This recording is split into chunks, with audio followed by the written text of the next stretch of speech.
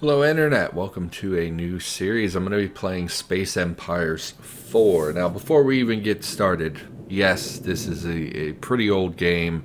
It's not particularly graphically exciting. It's something I'm playing because I want to play it. And I recently was reminded that this game existed, and I went on YouTube to find some Let's Plays of it, and there's one. There's one Let's Play that played more than 5 episodes. So it seemed like it's something, not only do I have the urge to play, but it's something that over the course of like the next 6 to 10 years, people might actually come and watch because there's really no other alternative. So I thought we would give it a go. Now we're on the character and the game generation screen, so let's talk about this a little bit. If you don't want to do this, hopefully on the screen right now is a timestamp when we actually get to gameplay, but we're going to go over the settings just really quickly for people who know what they're looking at. So the quadrant, this is just how the map gets generated. I've set it to midlife and small. This will always generate a 20 tier map. It should have 20 different star sectors or whatever you want to call them, solar systems, whatever. So we'll just generate a few times. I kind of like when they have some spokes on them, so we'll go with this one.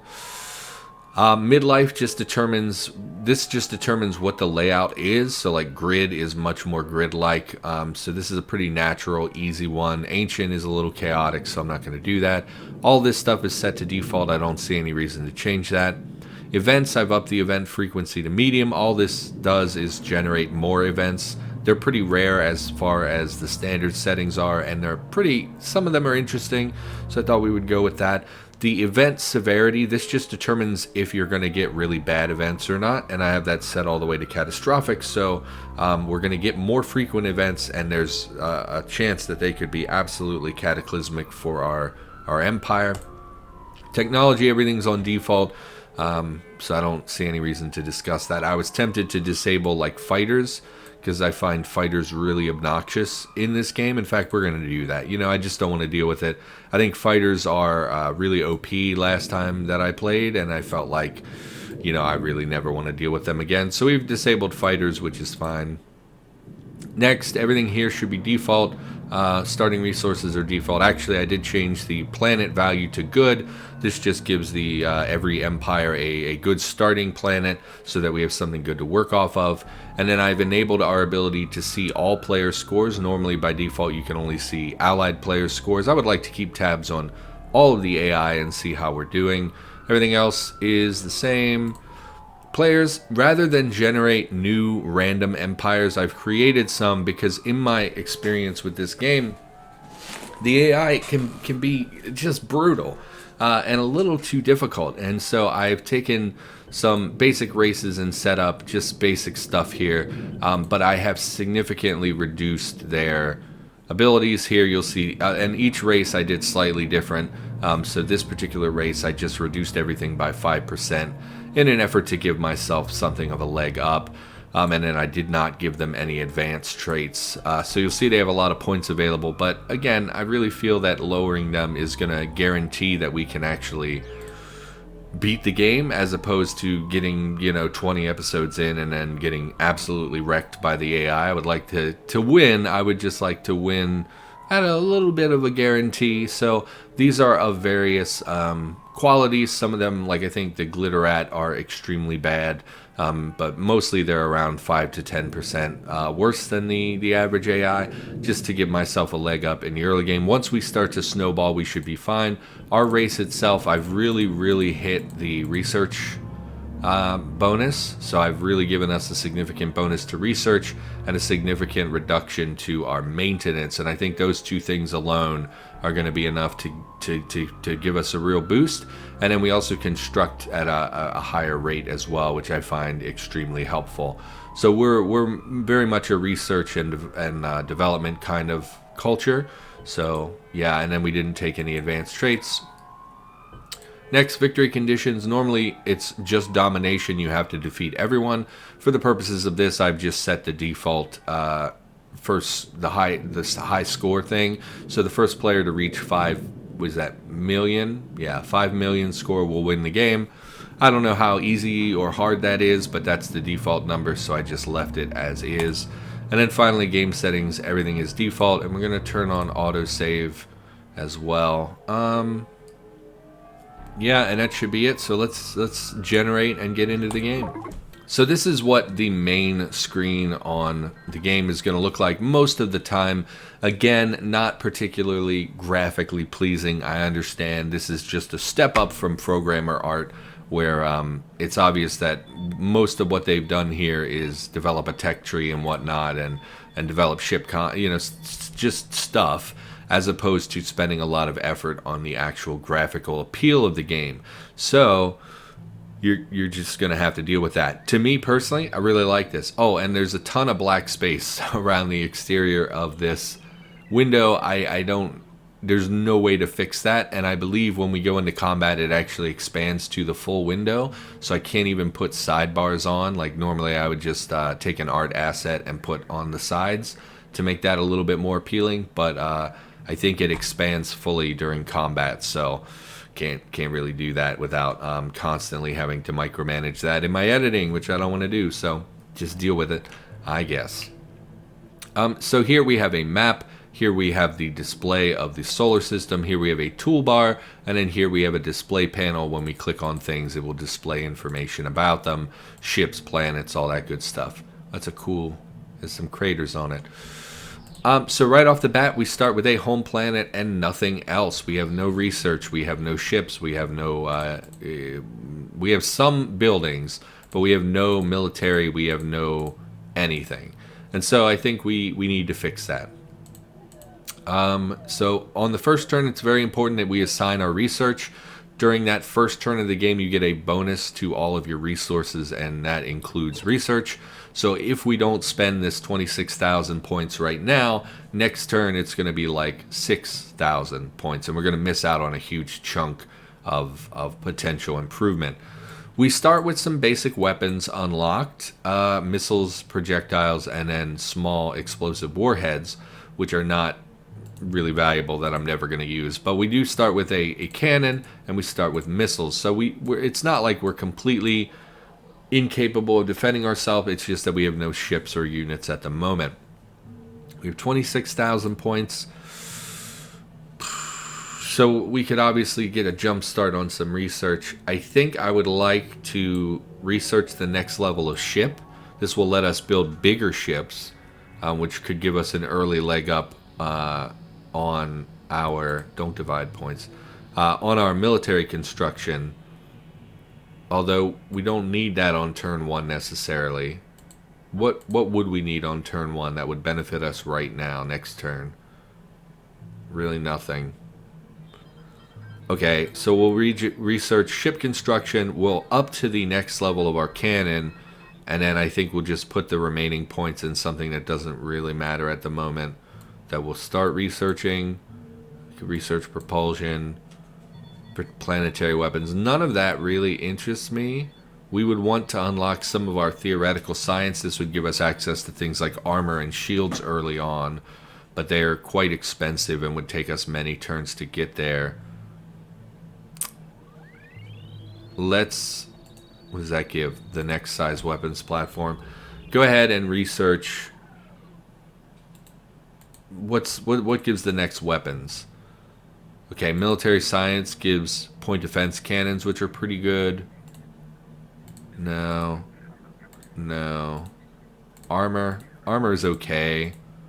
Computers, no. How do I get to physics? Is the next weapon upgrade. So we'll just dump the remaining points in physics. Now you'll see 0.1 years for both of these. That means next turn, every advancement of a turn is 0.1 years. And physics says it'll take 34 years to complete, but that's actually based on the remaining point cost. So between these, all we have left is 1,400 points. That's not accurate, because next turn we're going to get a lot more points, and this will be our only project.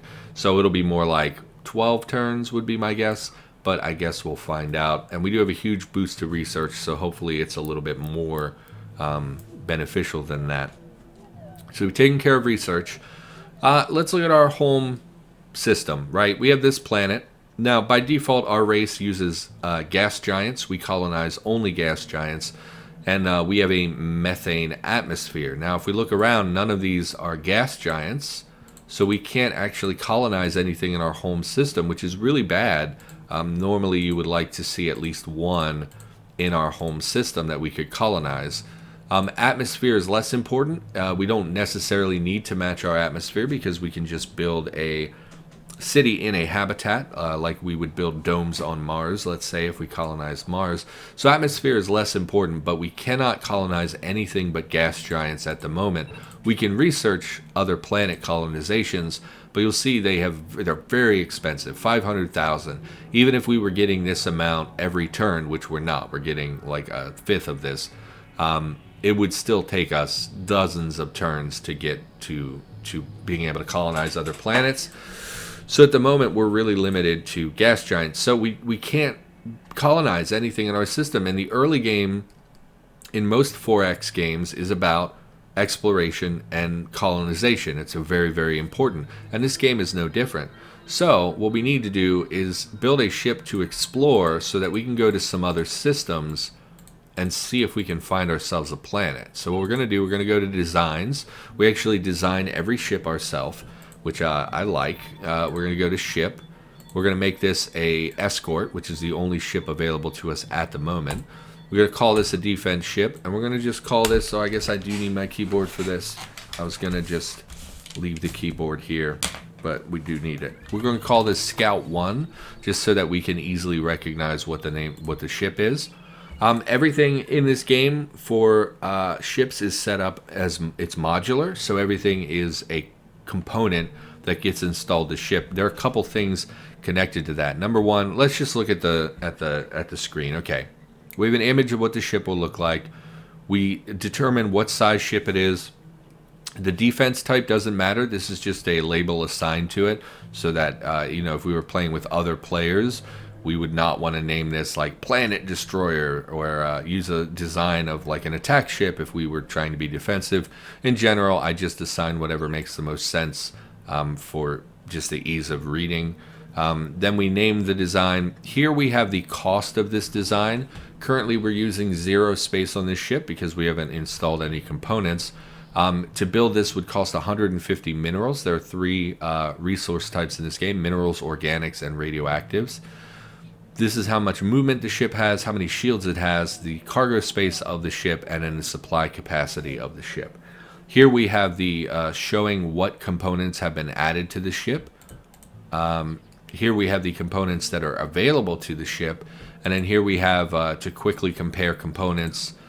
We can sort by component type, which is occasionally useful. Then we have weapon mounts. This lets you change the size of your weapon mounts, which do different damage and have different range and stuff.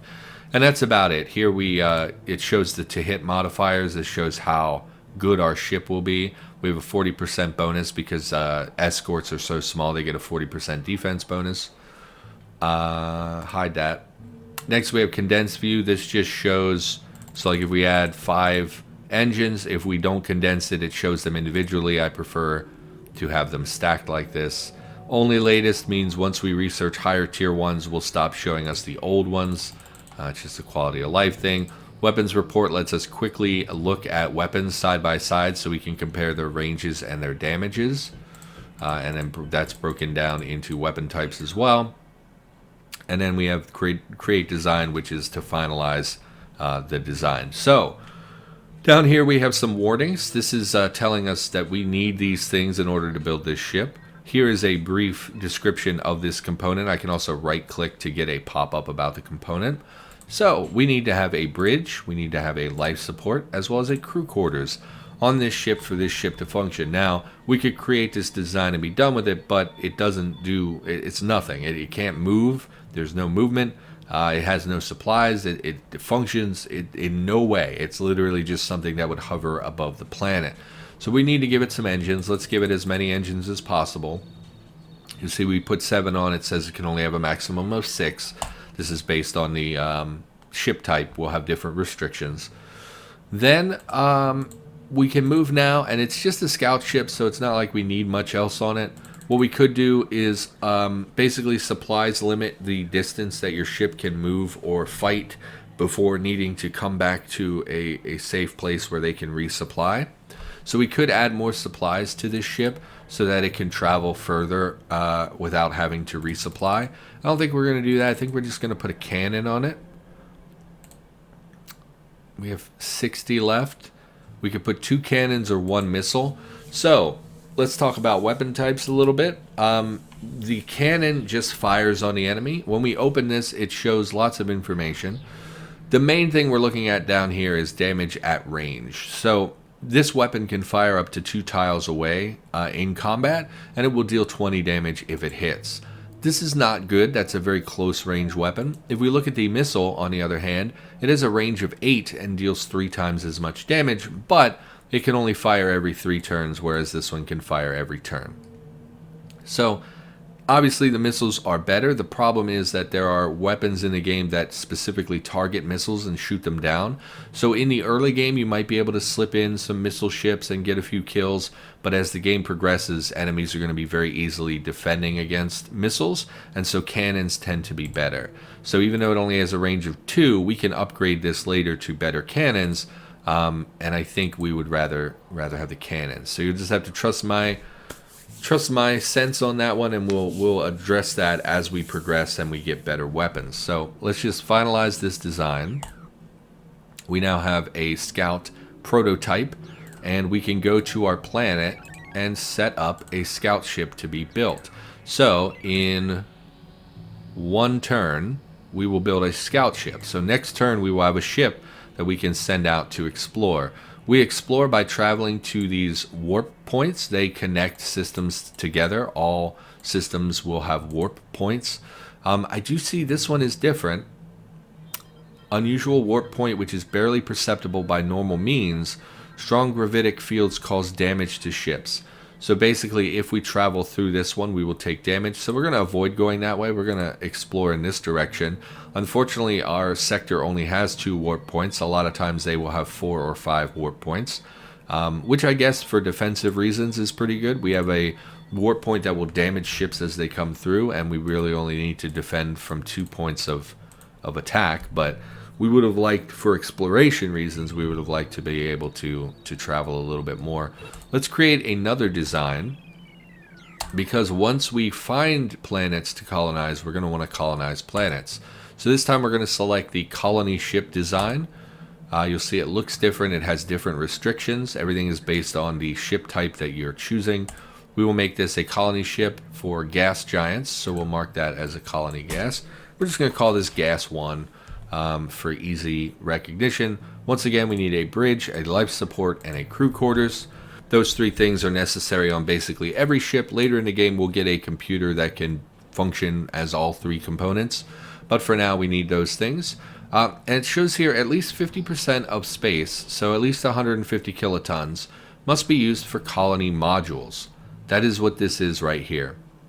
This is the module that allows this ship to colonize a gas planet. So we're going to go ahead and give them that, and you'll see that is now satisfied because this is huge. This takes up 200 kilotons, which again was more than the 150 required. We also need engines, of course, so we'll put a maximum of 5 engines. Then we have 20 space left. Well, what could we do with that? It's not really big enough to build a cannon or anything. What we're going to do is put a cargo bay on it. And the reason for this is that this will let us carry 150 kilotons worth of cargo. Now, for the colony ship, that's going to be population. When we go to settle a new planet, this will let us take a little bit more population with us, which will give that colony a boost in the early days of its existence. Colonies produce better based on their population, so the more people there are, the better the production will be. The more people there are, the more the reproduction numbers will benefit us, so we will reproduce even faster. So in general, a little bit of extra population is pretty good. So we're going to finalize that design, and we're going to queue up 2 of those after we've built the scout, because there's really no reason. Actually, we're not. We're going to do something else. In addition to ships, we're going to also design units. So for now, we're going to design a weapons platform. What a weapons platform is, you can kind of think of it like a fortification on the planet that can fire into space. So it's just a bunker sort of with weapons that are capable of firing on ships in space. So currently we only have the small weapons platform, which is very small. It's only 200 kilotons. And we will give this the weapons platform unit type, and we'll call this WP. Sorry, I put my pen in my mouth. WP Miss 1. And all we're going to do, put the platform computer core. This allows the computer, basically allows this thing to function. And we're just going to put some missiles on it. We don't have space for another missile, so we'll just put a cannon as well. We'll go ahead and create this design. And then we're going to copy this design. And instead of being weapon missile, we're going to call this weapon can 1. And instead of missiles, we're going to replace that with just cannons. Reduce the number of cannons. The reason for that is, again, because missiles become obsoleted pretty quickly in this game. And it's usually beneficial to have some designs that don't use missiles at all because they become very easily dealt with. So we'll create a cannon weapons platform as well. And I think when we finish with the scout ship, we should build some defenses. So we'll build a couple missiles and a couple cannons. So over the next 3 turns, we now have production for our colony so that we're working towards benefiting our empire. This will just give us some defense. So if someone sends their scout ship early on, maybe they put a couple weapons on it, and they think, hey, we can get an early kill on this planet because it doesn't have defenses. Well, now we're going to have multiple units that can fire missiles and cannons into space to deal with our enemies. So now I think that's it. We've dealt with research. We've dealt with basic unit design. We're going to get a scout next turn. Yeah, and unfortunately there's nothing to colonize here, so we can't really do much. No, that's the wrong thing. So go ahead and end our turn. Got a new tech level in ship construction. Every turn this log will pop up as things get updated. So we've unlocked a new technology in ship construction. This has allowed us to build a frigate. This is a larger ship than the escort, so now we have more space that we could put additional weapons on it. But unlike the escort, this one is 30% harder to hit instead of 40%. We've also upgraded our projectile weapons, which gave us an upgraded cannon. And if you remember, our cannons that we just put on our ships had a range of 2 and they would deal 20 damage. This weapon has a range of 3 and deals 25 damage. So the main draw here is that we got an extra tile that we can now be further away from our enemies and still strike at them. So that's pretty good. Projectile weapons, this line of cannons, they tend to be very good in the early game because they're fast to research. They get significant boosts to their range and damage very quickly. But the problem is, in the later game, they're completely useless because there are so many better weapon types out there. So basically, the more we invest in cannons now, the better we'll be right this second, but the worse we'll be overall because those are points that we could have devoted to something more valuable. So I don't know how much effort we're going to be putting into the cannons. Our ship has been fully constructed. You'll see that we have this little dragon icon here. This represents that we have ships on this planet. And here we can see, basic information about our ship, how much it's costing us in maintenance, how many supplies they have remaining, that kind of stuff. So we're going to send him out to warp through here. And he doesn't have quite enough moves to do it this turn, but next turn he will automatically warp into the next system. We're hoping that we don't encounter any enemy contacts at the moment. We are looking to expand, and if we cannot expand and we get into war, we're almost certainly going to die because the more planets you have, the more units you can produce, the more resources you have. And so if we can't expand early, that's the death knell for the game, essentially. So now that it has completed our ship, it's going to continue production. It's going to begin building some of our defenses. And it'll take us 8 years to research physics. And when we research physics, it will give us access to energy stream and energy pulse weapons. These are weaker than the projectile weapons, but over time they will become much more powerful as we level them up. With significantly better range is the main thing. So we're definitely going to want to focus on that. But for now, we're just going to devote to this. And you'll see we only get 6,000 resources per turn for research, whereas previously we had 26,000. So that was a boost at the start of the game to help us get moving. And there's really not much we can do we can begin construction of a colony ship after these cannons, which should allow us to colonize if we find anything. So let's go ahead and end our turn again. 2 weapons of the missile variety have been created. And here is the next sector, and this is very good.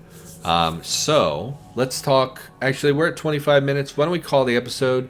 That way, in the next episode, we can talk about colonization and what these different planets look like and things like that, because that's going to be probably a lot of talking about that. And I feel like I've already done a lot of exposition, and you could probably use a break. I know my throat could. I'm feeling a little under the weather still. I'm recovering from a cold at the moment. So for now, thank you for watching. Hopefully you enjoyed this first episode of a new series.